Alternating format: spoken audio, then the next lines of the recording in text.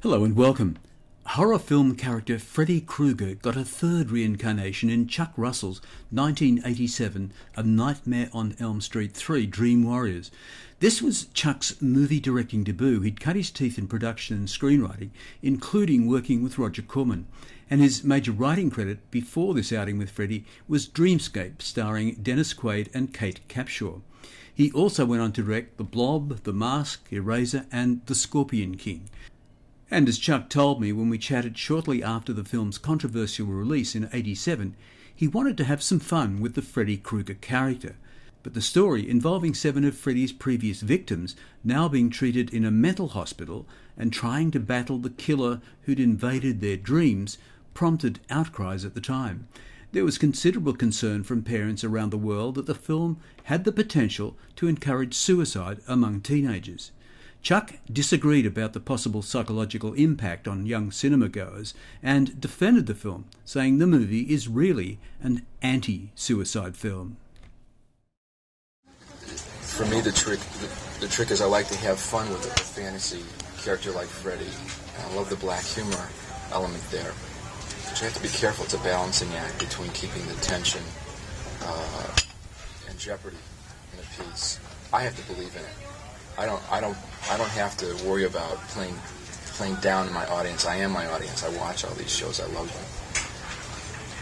And if there isn't a real sense of danger, if we get the impression that it's all just for a joke or a campy style, I think that was a problem with Big Trouble in Little China. It was a fun movie, but it had this pervading sense of goofiness. Just didn't worry about it. The trick with Robert is we're scared of him, and at the same time he's sort of delightful. It's always fun to see him on screen. And we just made him a little more outrageous and let him go a little further. So what... Well, let me deal with this controversial question first, just so I can get it out of the road. There was certainly publicity in Australia, minimal, but publicity nevertheless, about some connection with suicides. I mean, is there any validity in any of that at all? Well, I'm almost superstitiously respectful of the power of film and the medium. I'm the first one to stay up awake at night trying to decide whether something I've done is having an ill effect on people.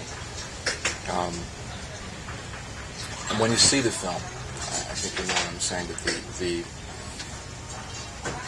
I've never heard anything so off in my whole life. My film centers on a group of kids in a psychiatric lockup that have been diagnosed as suicidal. But in fact, they're being attacked psychically by Freddy in their dreams. All good horror has a basis in something that really scares us. David Cronenberg continues to make movies about fear of disease. Every movie he does, in some sense, except for Dead Zone, which I thought was one of his best. And I'm a great fan of his. I think that's one of the reasons this thing is so effective. I think he must be down inside a terrible hypochondriac as I see his characters evolving into things or in the brood growing. Well, you know what his latest one is? No, I don't. Right? Called Twins. Oh, really? Two very weird young brothers who grow up and become gynecologists. And who one of them is malevolent in a very broad sort of sense. And the other one is basically just follows along.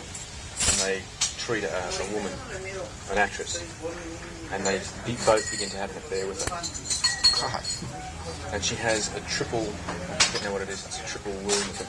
EEG you're doing it, and they gave me a screenplay. Mm-hmm. Did you? What? They gave you the screenplay? They gave me the screenplay just to read it, because I was going up to Toronto last week to talk to him. As it turned out, I got there and he only had limited time and he had to go to a screening. I couldn't get to him. And I never, when people in this sort of situation, which happens reasonably often, I suppose, particularly in Australia, will give me the screenplay to read, I only read 3/4 of it. Mm-hmm. Because if I read a lot of it, it's killed it for me because I review as well. But at least reading 3/4 of it, I understand the characters and the structure and the storyline and all that stuff. At any rate, in this episode, it's a little more poignant because we're almost dealing metaphorically with this thing inside of us all that makes you want to jump at the edge of a building. But that's clearly the heroes are fighting against Freddy and fighting against those urges. And there's a number of speeches, particularly one by Craig Wasson, who plays a doctor, about suicide. A lot of this is based on a young girl, in fact, who was a daughter of some friends of mine I actually used to babysit for, who wound up making 2 attempts at suicide. And some research I did in a halfway house here in Hollywood with other kids who were suicidal. It existed originally in Wes's draft, and I thought it was really excellent and made it superior to the other shows, and elaborated on that format. It was very effective for us. But there's absolutely no way, if someone sees the picture, to come out saying this is going to make people commit suicide or make suicide look attractive. The victims, in the early part of the picture, there's victims that appear to commit suicide, and yet it's a whole fantasy mechanism with Freddy at the center of it. And in the second half of the picture, that's abandoned for more all-out Freddy madness. And yet my favorite things in the film are some of the group therapy sessions and some of the things I got to do with performances evolving around that, a very real situation that's happening in different lockups right now. So it's a subject I take seriously. We certainly don't make it look attractive, and I'll stand by that with anybody who's seen it. There isn't anyone who's been directly drawn to having committed suicide because they saw Nightmare on Elm Street 3. I find it a ridiculous notion. I mean, could it possibly, is there anything in the film that could take it the other way, that it could... It doesn't... Those disturbed kids who may have contemplated it. Listen, I will tell you, Romeo and Juliet is a much more dangerous film for people who want to commit suicide than Nightmare on Elm Street 3, because it romanticizes suicide. It's a tragic love affair. If I'd made a much more serious film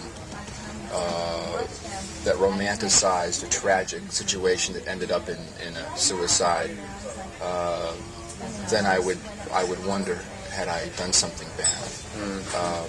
But I can't put myself through the mental exercise. It's kind of a self-torture about, let's see if there was a kid who was really on the edge.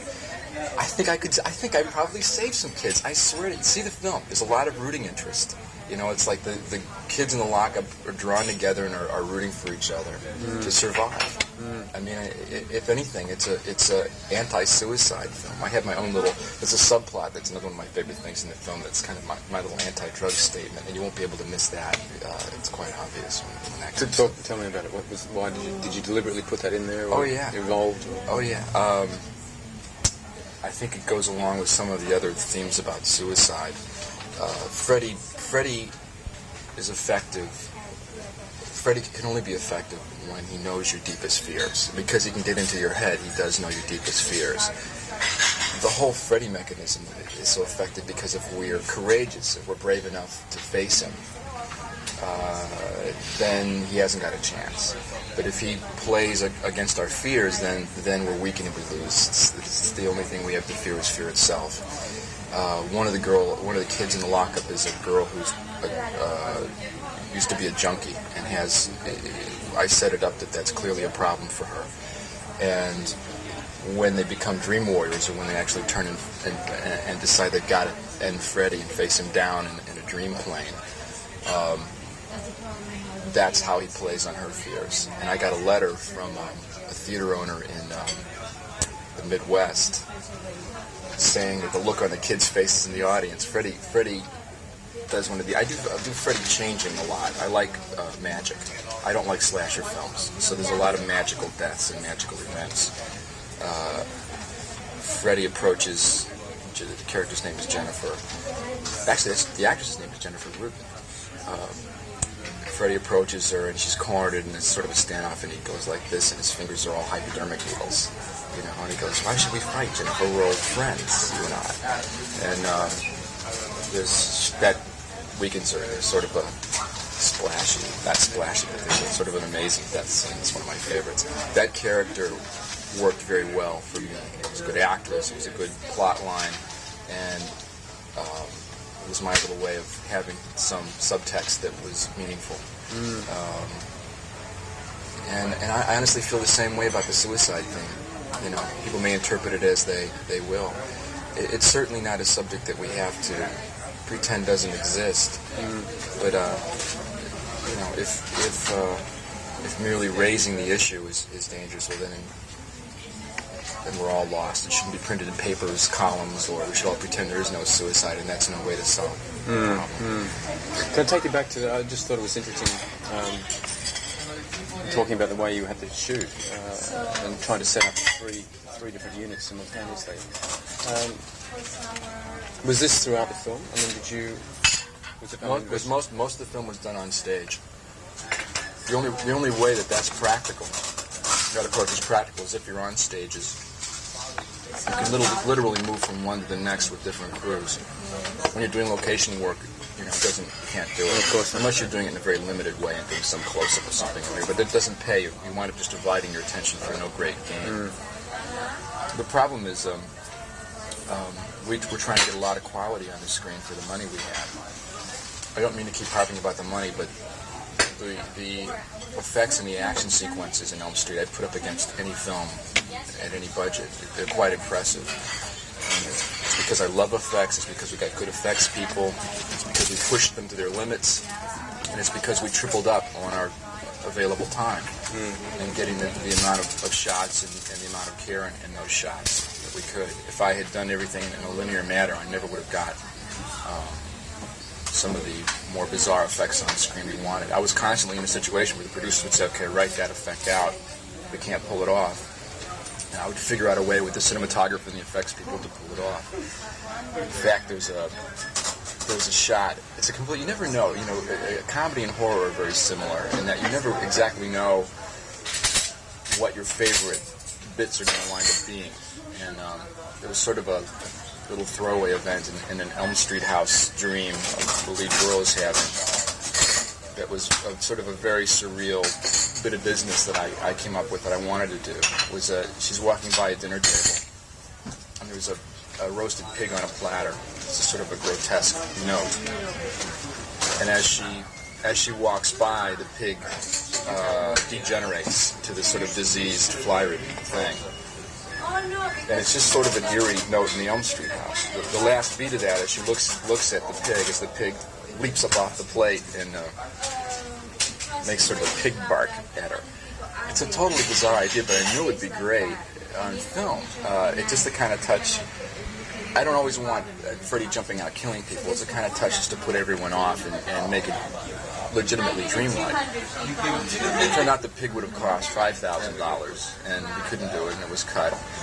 And I clandestinely got the prop woman to buy a normal roasted pig. And we simply cut a hole in the bottom of the table, and I had, because of all my units and the size of the stage, literally got the shot without the producers being fully aware of it.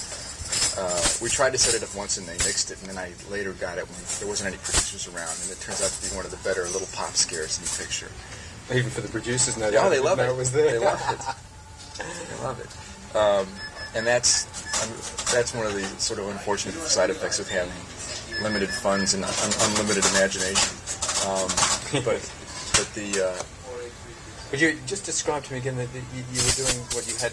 You had first unit for the actors. I would set up a first unit shot. Right. We rehearsed, block the scene, rehearse the actors, break down the shots. The cinematographer would set about a key light, and it might take an hour. Maybe less, whatever amount of time I have, I work with. I would go over to a second unit, set up a shot with them, which was normally the more mechanical shots. Some of the more complex special effects. Sometimes I needed an actor to interact with them. Sometimes it was just a shot of the mechanic or whatever taking place. And then I'd let them set that up, and then I would go with a third unit, which was a blue screen unit, which was this immense backlit blue screen. It's designed to help you draw one element from the front of the blue screen and map that into another background. we were constantly having Freddy doing things like growing and shrinking and popping out of mirrors and transforming and things. So it would usually involve Robert. There was a number of occasions where it involved other actors. And I would set that up, usually with a camera move, and there was a video playback. And those second and third units were always so complex. One shot for them would take, sometimes as much as 3 or 4 hours. I'd go back and get my first unit work, and when the other units were ready, they'd call me and we'd go do that. We had a second unit. Well, I won't go on. It was a difficult way to work, and it's been done before. And in fact, it's been done on bigger budget movies too, because ultimately these big physical effect gags are tremendously time consuming. Absolutely. And if you're on stage, you can go ahead and be doing a normal scene with actors while all the technical work is being done on those shots. But it's exhausting. I was going to say it must put an enormous strain on you, because there's the physical side of staying there and being with it and concentrating, then the mental side of keeping your focus. And It's like playing 3 chess games simultaneously. It's a hell of a way. It's a hell of a design for your first time directing. It's a trial by fire. Yes, that's the other side. What are you? This thing that you're writing for Warner's, is that the next project? You haven't done anything in between at all? No. I've written something else, and we'll see whether that goes. But I can't discuss that. So as far as I'm concerned, the Warner Brothers project will be my next. And it's called A Stranger in Leadville, and I can only describe it as a fantasy western. It's a very unusual film. I'm very excited about it because it's so original and it's so much fun. It's sort of an action-orientated fantasy, and I'm probably leaving next week for Leadville, Colorado to write. There is a place called Leadville. There is an existing mining town. In fact, I believe it's still active. It's a small mining town, and a large portion of it is preserved as it was in the 1800s. I don't know whether there's enough there to shoot. I don't know if it's been shot before, but I'm going to find out. And if not, at least I'll get my homework done. Why Leadville? It's a mining. I can't talk too much about this yet. Is this the Warner's one? Or this is Warner Brothers. Yeah. All right. It's a big fantasy adventure piece for Warner Brothers, and it's set in the West in the 1800s. And it's quite an enormous film, and it could be a lot of fun.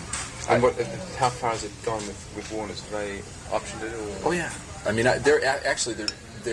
they've hired me to rewrite and direct a screenplay by Ethan Wiley, and there's some more work to do on that script. Oh, so it's a project that they've. I was very tough on them. I'm very suspect of the development process in the studios. I stayed an independent filmmaker for a long time, and you can get into a real circuit just developing material that never gets made. And I've had a very good record of making films. Agent called me up and said that had been my reputation, and I realized he was right. I was very proud of that, and that the films that I developed tend to get made. And what are the ones? Back to School, which I produced for Orion Pictures. I did a picture called Dreamscape. Oh yeah, I love that. Did you? Dennis Quaid. I thought that was very good. Thank you. That was a script I wrote. It was picked up by the same company, actually. It's got this 7 keys. Is that right? In Australia, yeah. Huh. That was an exciting film. It was about dreams. I had a lot of fun with it too.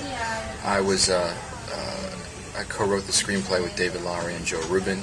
Joe directed it, who's an old buddy and remains a good friend. Joe also directed a picture this last season called The Stepfather that's gotten some really hot reviews. Yeah. It's a great picture, it really is.